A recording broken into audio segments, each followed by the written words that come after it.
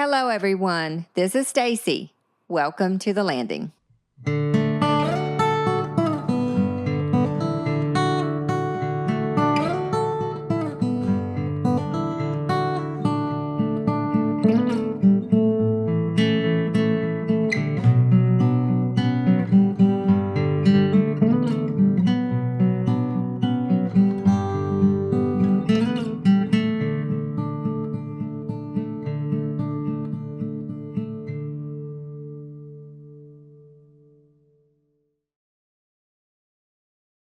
Welcome back to the landing. Today we're revisiting a familiar voice, Joel Hancock.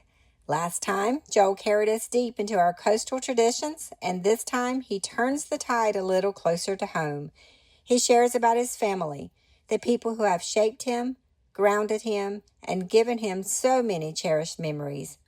Any time spent with Joel is worthwhile and filled with great stories, and this conversation is no exception. From simple moments to treasured traditions, Joel lets us glimpse the heart behind the history. Settle in for a warm and personal visit you won't want to miss.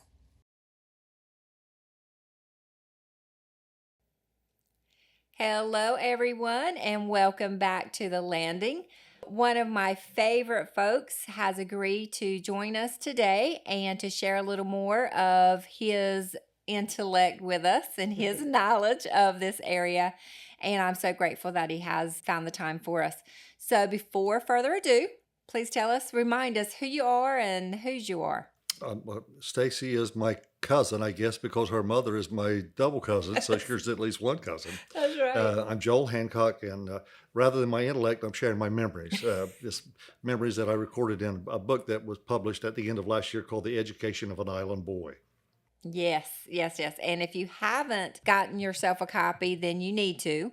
And before we even jump into what we're going to talk about, I know the museum gift store sells these. Is that right? And where else can they find them? The main place is here at the museum, but they are like at the Historical Society in Beaufort and Moorhead have them. Okay. And one of the local stores carries them. But the main place where they've been advertised and distributed, and I'm very grateful for that, has been here at the museum. Here at the museum and the gift shop. So please get and you at one. the museum in Moorhead as well. Yes, the at gift store. 806. And they sell them online. In fact, over half of them have been sold online. Okay, awesome. And I strongly encourage you to do so. Okay, are you ready? I'm ready. Okay, let's start out today with talking about Old Pa's neighborhood and Bertha's legacy. Old Pa and Grandma Bertha are very special folks. Well, she mentioned my grandma, which would be her great grandmama too, because anybody in my family tree is in hers, because of the fact that her grandparents and my parents were brothers and sisters. That's right. So anyway, the last time we spoke a few weeks ago about life on the banks and how it changed when they came to the island. In the middle part of my book, I get a little bit more personal to put it in context in talking about my family and what life was like for a little boy growing up on the island in 50s and 60s. And so you mentioned Old Pa. Old Pa was my grandfather, my paternal grandfather, born on the banks. My paternal grandmother, Agnes Larson, was the daughter of a Norwegian seaman who made his way to Harkers Island right after the Civil War, and married one of the descendants, a Brooks girl that was Emmeline, that was the descendant of Ebenezer Harker, and lived there on the Harker land. But he died after only a couple of years and left her as a widow with 2 children, and one of those children was my grandmother Agnes.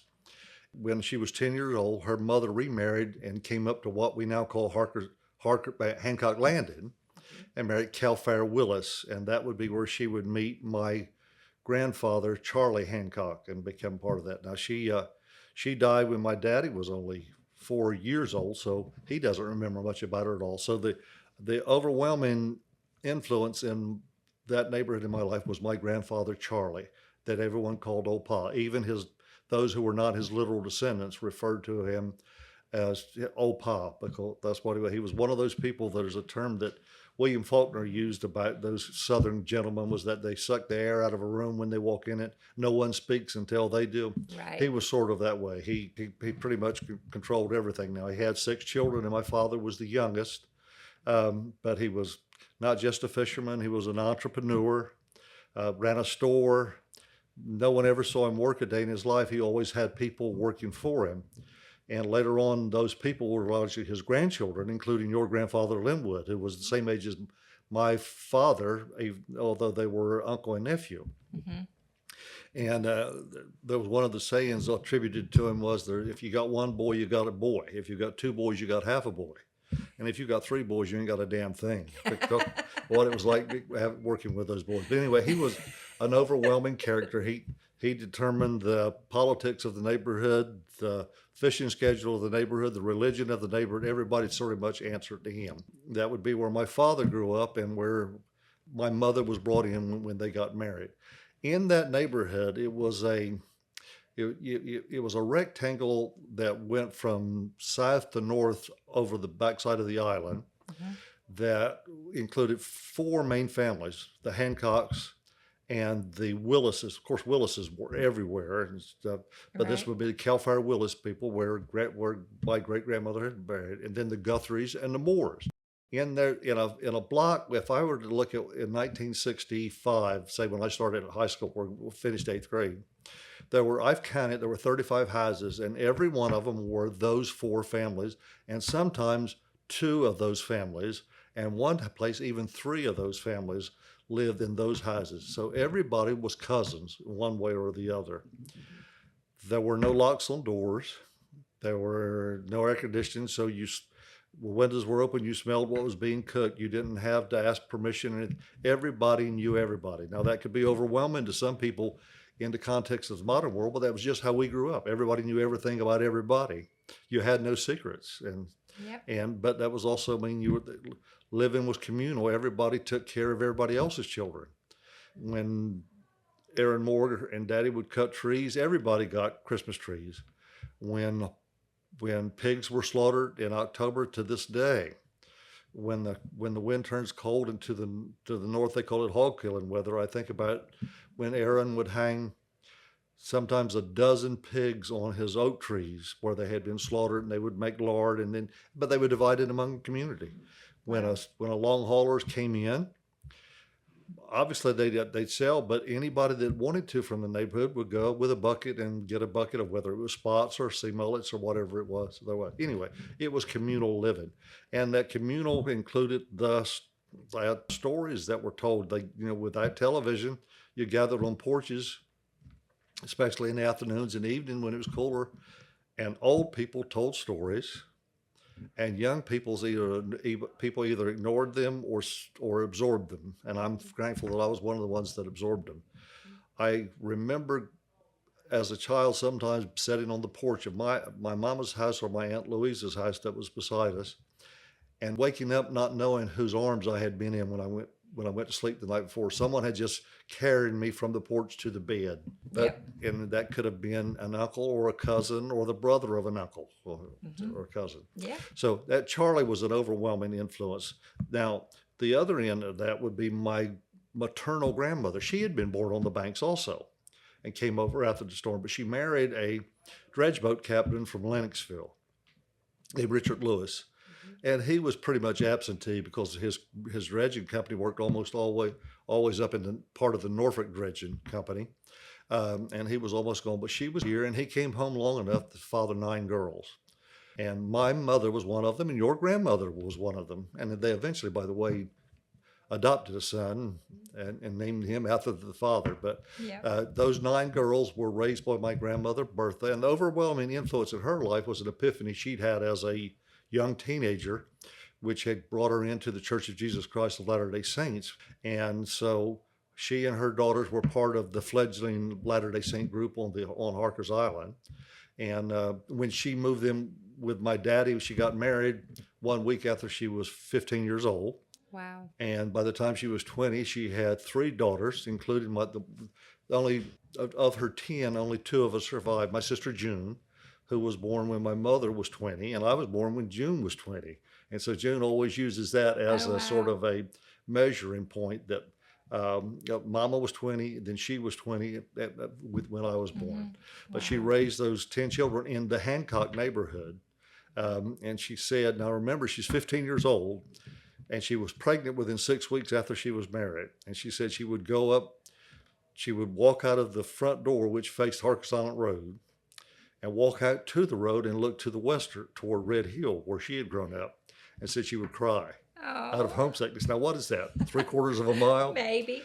But there was no one had a car at that time to drive or anything, and women didn't get in the boat. So anyway, she was dependent on her cousins and sisters and stuff to stop by to see her. But it still makes me sad to think about what a 15-year-old expectant mother being homesick for a group of sisters, which you can relate to. Yes. A group of sisters that are just half a mile away. Wow. So anyway, that was the Charlie and Marguerite family that I grew up in as the youngest of 10 children. Oh, that's so sweet, though. Oh, my goodness. That communal neighborhood, that communal living, I miss that so much. And a lot of folks on the podcast that remember that, that's what is missed the most. There was no houses on the island that you didn't know who lived in it. Even if I was not free to walk into the door beyond certain spots, I knew who was there. I knew who was there. And fortunately, on the island now, I have neighbors 2 or 3 houses down that I've never met on the island. Yeah, that's so sad to me. Let's shift gears a little bit and talk about Charlie and Marguerite. Well, as I said, she brought those two came together when my daddy was 19 and my mama just turned 15, and they moved there. They got married on New Year's Eve, 28. My father had asked my grandfather for permission to marry his 15-year-old daughter, and he said no. And so he asked her mother, and she adamantly said no. But he didn't give up, and he finally imposed on old Pa Dick enough, my grandfather Richard. He said, I'm not going to sign those papers. If you can get somebody else to sign those papers, I don't care, but I'm not going to sign those papers. Well, that was all my father needed. That was an out. Because he had a cousin named Danky that was maybe 20 years older than him. Danky, they called him Danky. And Danky said, I'll sign them for you. So so he and Mama got on the mail boat on a Saturday. It was New Year's Eve, and went to Beaufort, and they found the Register of Deeds because they were open on Saturday. Wow. And Danky introduced himself as Richard Lewis, and he signed that, and then they came back, and they came to Henry Davis's or Cleveland Davis's landing that's right at the midpoint of the island, right where the intersection of Ferry Dock Road meets Harkers Island Road. And went there and then walked about 100 yards to Mart Guthrie's house. Mart Guthrie was the Justice of the Peace, so he could marry him. Oh, wow. And Mart said, can you wait? We're eating supper. It was Mama, Daddy, and Danky. And Daddy said, no, I can't wait because Bertha knows where we are, and I'm afraid that she's going to come here and stop it. So Daddy said, he charged $5 for a wedding. He said, I'll give you 10 if you do it right now. Oh, wow. And so Mart called his wife and come here. She and Danky were the witnesses.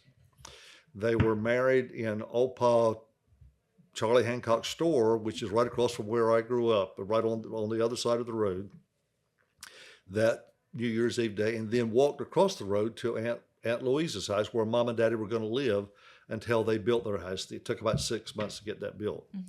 And so they honeymooned in that house of my daddy's oldest sister. At 6 o'clock the next morning, they were awakened by my grandfather knocking on the window. And when my daddy went to the window, now this is New Year's Eve, okay, not just their wedding night, but this New Year's Eve and now New Year's Day. And my daddy opened the window enough and said, Daddy, Pa, what is it you want? And he said, son, you ain't gonna amount to nothing if you lay in bed this late every morning.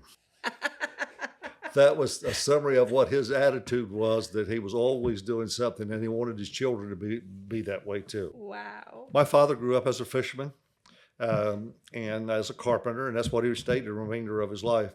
There were 2 types of fishermen on the island. Those like the Lewis crowd and the Gaskell crowd. If they caught fish on Monday, that's all the more reason to go on Tuesday. Right. Because and then Wednesday and Thursday, Friday. Then there was a group, about 90% of them, like my daddy. If you caught fish on Monday, there was no need to go any of the rest of the week. Had them. The only payment you had after the 1930 was the electric bill. But there was no car payment, no house payment, no phone bill. Only you had electric bill and groceries. Well, groceries meant anything other than what you ate out of the water, seafood, shellfish, whatever that may be. So there was no big need, for an ongoing cash flow and stuff. So if you caught enough on Monday that you were going to you knew that in the course of a month you'd have enough to pay your electric bill. Why spend your time doing that when you wanted to be around your family? You find out that having a job can have a terrible influence on your social life and your family life and stuff. It does. It gets So in the anyway, way. we grew up in a neighborhood where everyone was what the world would consider impoverished, but we didn't know it because everybody lived the same. I was in the third grade before we had an indoor toilet. My brother Mike got married and brought his wife to stay there with us in this house, by the way, 26 by 24, where 10 children were. But by then, 4 of them had left. But he brought his wife to live there with us, and he wanted her to have, something more commodious than an outdoor toilet. So anyway, but half the people in my class, it was the same. Nobody had a telephone. Most of them didn't have a car. If you went to grocery shopping in Beaufort on Saturday, you went in a boat. And so anyway, we lived there together, and as I said, it was part of a family group. And just beyond that, the people on the edge of the group were related to the people on the other edge, Right. So there was intertwined and stuff. And then there were marriages between families and stuff. So there was nobody on the island that you weren't related to by marriage in some way or another. Because for 150 years on the banks and on the island, there had been no one to socialize with and to date and court and get married except those people. Yeah. So that's why one of my friends used to tell me that, and I won't mention who it was, that said one reason why I had handsome children was that my wife brought in some new DNA. So anyway, I grew up and brothers and sisters, you can relate to this as well, coming from the same stock. Your brothers and sisters aren't just your siblings, they're your best friends. Yep. And so when a brother and sister moves away, that's traumatic. When you finally get to lose a brother or sister, that's doubly traumatic and stuff. So, and now there's only 2 of us left. But that's the story of the Charlie and Marguerite Hancock family. I love it. I love it. What about living on the island and learning and playing? Why There did that wasn't a all school when encompass? the first islanders came on the island, and it wouldn't be built until 1919. Okay. And that would be the old, do you remember where the old schoolhouse is? Right Yes. there. That Yep. was built around 1919. And by the way, the path across that to the landing is called still called It Schoolhouse is. Lane. Yes, I noticed that not long ago. There had been, and I tell about this story in another book I wrote called Strengthened by the Storm, there had been a school established by the Latter-day Saint Church on the island in 1906, but that didn't last for reasons that are covered in my book. But the school there, all of the teachers were itinerant. There were no local teachers on the island, so most of them would come. What Karen calls them mailboat teachers, but they would come by the mailboat, and they stayed in a home that had been built by the school for the teachers, and it was a 1 through 11 grades. And of course, many of the grades were combined and stuff. And it started out with 4 or 5 teachers and ended up with 8 or 10 teachers teaching those grades. Now, my brother Ralph was part of the last graduating class at Harkers Island High School, because after 1948, they combined with Smyrna for the high school, but kept the elementary school on the island. And he finished last in his class, but he was the salutatorian. So there weren't many in that class. Well, there were lots of kids, but on the island, by the time a boy was 14 or 15, he could make as much money as his father, because a crewman, but it wasn't dependent on your age. If you were there, you got a share just like everyone else. The boat got a share, the captain got a share, and all the crewmen got a share. So the captain basically got double what everyone else got. But if he had 6 people, that meant he only got a third of it. Right. So, but you could take a 16-year-old boy was just as good at pulling in a net as his 35-year-old father. Probably faster. So most boys yeah. quit school. It was more girls finished school than boys, but even they, like my mother, got married when they were, so there weren't a lot of people that stuck it out through the 12 years. I went to the school that moved from where the 1919 school had been built to where the present school is in 1957. They actually welcomed the kids to school at the old place and then marched them down the road to the new school. And they finished a day at the other school. My brother Telford was in that group. He was two years ahead of me. I was the second group that ever went to that started in the new school. And then I'd be the part of the second group that started at East Carteret High School as well. By the time I came along, the itinerant teachers had been replaced by full-time teachers that were local, but local meant Atlantic and Marshallburg. Miss Mabel lived on the island, but she had been one of those itinerant teachers who married an island man, Fred Guthrie. Right. Miss Sudie lived on the island, but she was from Atlantic and had married a local, Clayton Guthrie. There were no when I was there were no locally born and raised in school people. So when I went to college, as I mentioned in our earlier interview, I was the first person that I ever remembered going to college. There was no one to talk to. Well, how was it like? Right. I was the first to go. But we had some great teachers, and they were invested in the community. And I had the same teachers my older brothers and sisters had. And there was, if you skipped school, your parents would know about it because it would be passed down. And you would no more disrespect or defy a teacher than you would your own parents, because that's the way it was. Yeah. Memorization was a big part.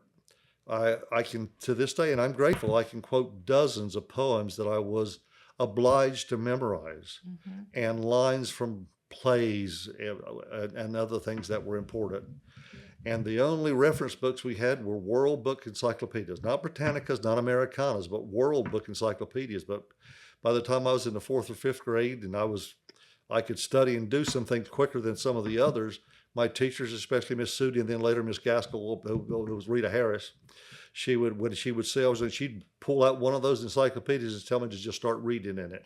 And so and I'm real grateful for that, for the things that we did. But they were wholly invested in the teaching profession and stuff. And now I will mention that a paddling was as much a part of education as a spelling bee, especially for boys.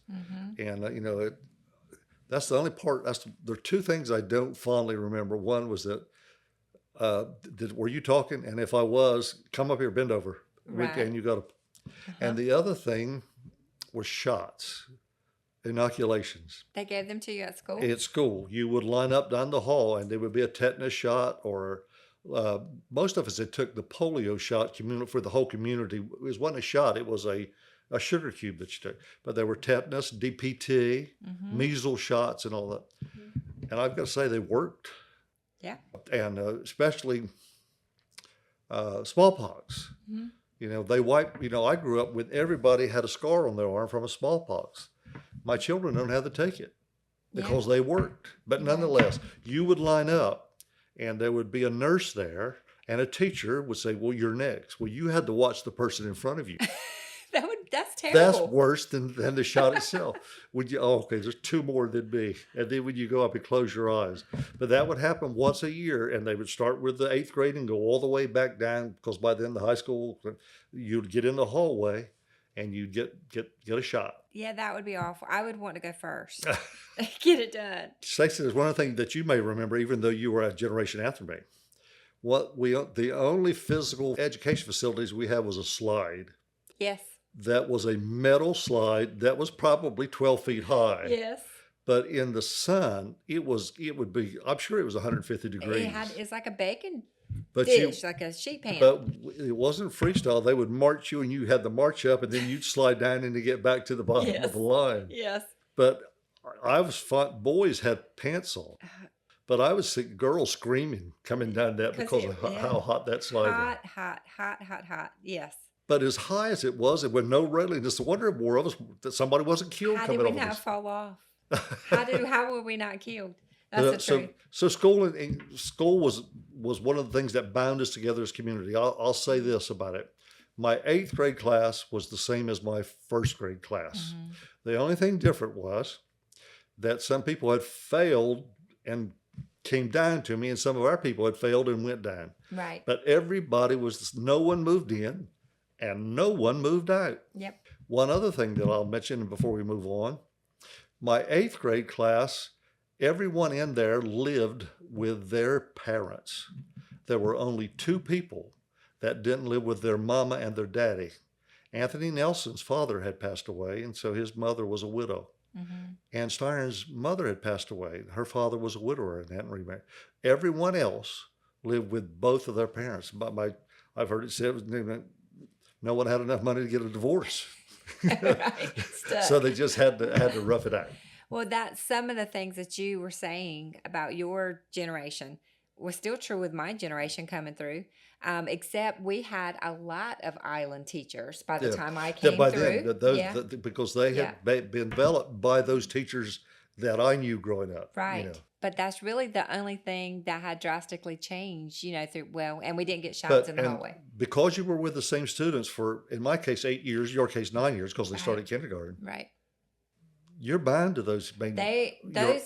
They're my siblings. That's what I mean. They're my brothers. There's certain people. I'm going someplace right now to carry a book to someone who was in my 8th grade with me, just like a sister to me, more like a mother to me, because she was one of the older kids and stuff in there that would make sure my hair was combed when I was little, or that I didn't lose my lunch money and stuff. So you had 8 years beside the same people, and love them or hate them, you were stuck with them. But we have reunions, and that's the reunion I don't miss, is that Harkers Island Elementary graduating class. There's like 16 of us, and we get together and love them. Now, this I can't wait to hear about. I want you to tell us a little bit about playing ball and working the water. I mentioned in the book that everybody played baseball then. Football is what you did afterwards. Basketball is what you did before, but what you did was baseball. Mm-hmm. Everyone played baseball, but to be good at it, you had to work at it. And everyone went fishing, working in the water. And that was work, but if you did it right, it was as much fun as playing. And so they dovetailed very well. The same boys, and I'm telling this mostly from the perspective of boys, the same boys that played baseball together worked the water together. Long haulers would go together, shrimpers, mulleters would all be together. So you learned the two things together. But baseball was, you didn't have to have a lot of money to play baseball. Right. If half of you had baseball gloves, that meant all of you did, because you just shared them going back and forth. Mm-hmm. When I later got to play organized baseball and we played Moorhead and Beaufort, it was tremendous, because that's the first time we'd ever played with white baseballs, because we played with old baseballs that had been left over from some of the high school teams or stuff that were wrapped with tape and other stuff. We played with bats that were either fashioned out of wood or baseball bats that had been broken and been nailed together and stuff, but we all played with the same stuff. And you played, the only thing that stopped you from, say, late May until it got too hot in late July was darkness. You played until it was dark. And it was a generational thing that your daddy, who was maybe 10 years older than me, and sometimes even you would start playing when they would weave you into their group as they got older and moved out. Mm-hmm. But I would start playing when I was maybe 9 or 10. I was playing with people that were 16 or 18 years old. Right. And they had been playing with people who were 10 years older than them. Mm-hmm. And so they were telling stories. Somebody, he could throw harder than Mo Willis. He could hit a farther than Jamie Lewis. But you knew who the great ball players and stuff were. Mm-hmm. And so it sort of bounds you to generations. And it was the source of stories. I could write a chapter of nothing but baseball stories. Some humorous, some sublime, some ridiculous. But baseball was the thing that bound us. Now, working the water was basically part of your education, because it was assumed that you would do something related to the water. You'd either work in the water, as a what we called a progrer. That means you in the winter you might go scalloping, and then in the spring you might go sink netting, and in the summer you would go shrimping, and then you clamming or oystering depending on the time of the year. Big mulleted, and in the fall you did whatever it was. There were very few of the watermen on the island that clung to one thing, scalloping or oystering. In fact, I can't think of anyone that didn't have to do more than another. Well, and you learned all of those things, and an important part of that skill was building and maintaining a boat. So being a carpenter was part of being a waterman. Mm-hmm. I'm still amazed because I never acquired the talent to build a boat like your daddy can, and his generation was the last kid that using what they call the rack of the eye. They didn't use any type of blueprint or anything. They would cut the stem, and then the timbers that would curve out at the front and curve in at the back and straight in the middle, so that it would have a flare bow. Mm-hmm. And stuff, and they did it all by look. They would look at it. They would cut one set for the front, the left and right. Then they'd cut the next two, and they might have 30 on down that they'd cut it. In fact, they'd cut two at the same time. It's amazing. And then reverse them and stuff. Mm-hmm. But it has amazed me how they could do that. And your daddy is one of those group that could paint the bottom line of a boat, what they call the water line. Mm-hmm. And then when she went in the water, that water line would be exactly 2 inches above the water, from the front from the bow to the stern. They knew exactly how she was going to. But anyway, carpentry work was a big part, and maintenance was a family job.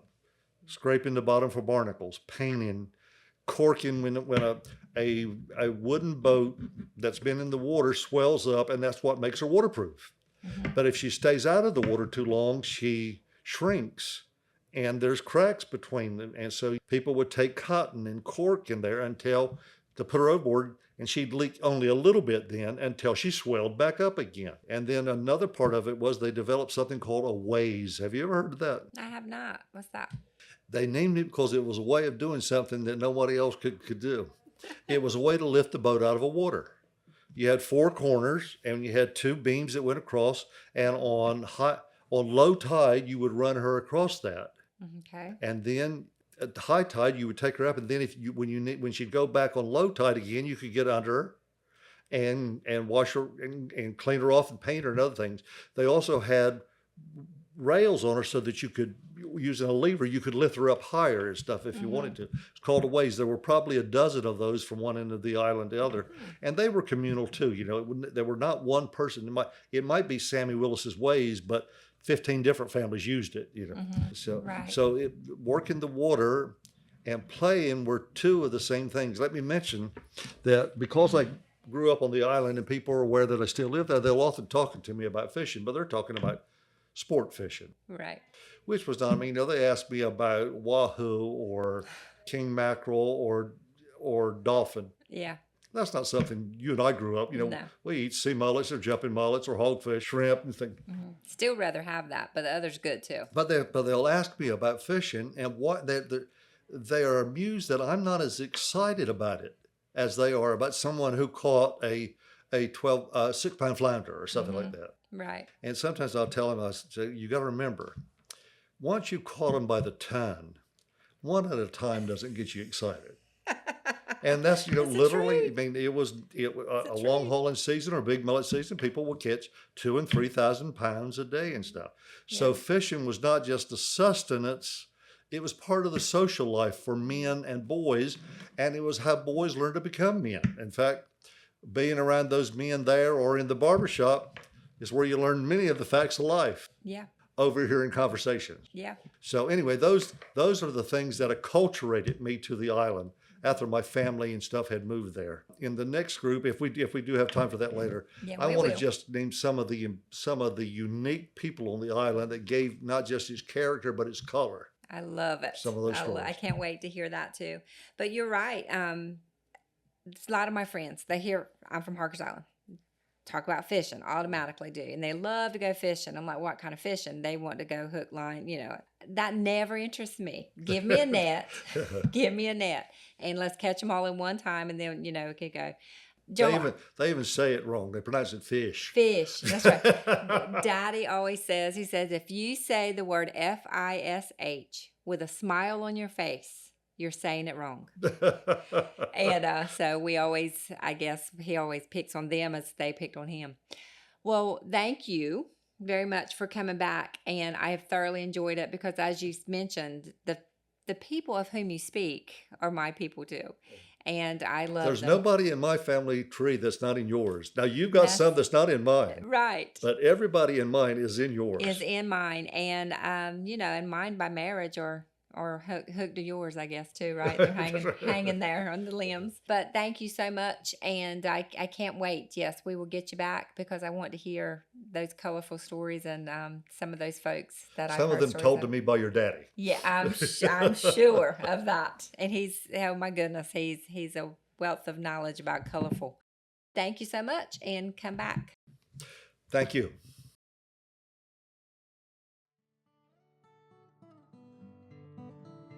Thank you again for joining us to The Landing. This podcast is brought to you by the Core Sound Waterfowl Museum and Heritage Center. I am your host, Stacy Davis Baisden, and today's podcast was produced by April Davidson. Tune in next week as we continue learning, sharing, and remembering together. If you'd like to hear more, check out our previous episodes where you get your podcasts. Until then, stay safe and be kind.